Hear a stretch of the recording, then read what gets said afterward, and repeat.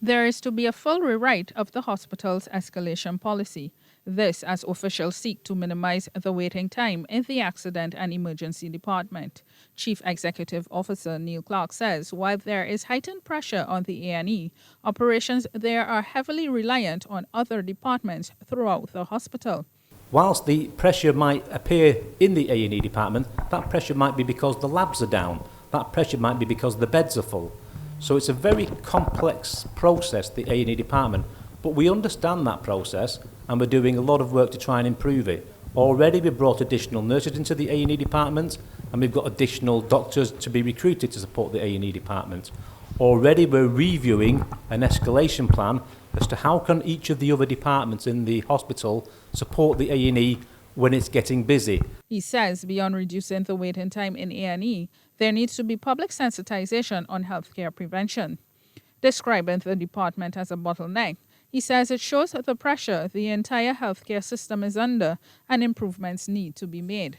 Everything that's going wrong with the health system appears to be in the A&E department.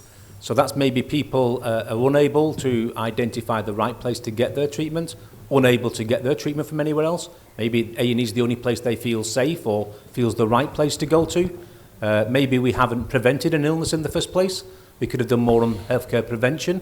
So a lot of reasons that we can put into place to stop people coming to A&E that might cause some of the demand that we don't necessarily need to see in the A&E department. Meanwhile, Congress of Trade Unions and Staff Associations of Barbados President Ryan Phillips queries how the hospital's strategic plan will impact on staff. He suggests more dialogue needs to be had with respective unions to ensure that operational changes are practical and do not negatively affect workers. He also asks if overseas professionals will be brought in to fill gaps within the QEH. In response, Director of Human Resources Susan Reeves stresses that as it relates to nurses, local practitioners will in no way be disadvantaged. She adds that they are in discussions with the relevant unions. What we have done is that the positions that we have 142 positions for nurses.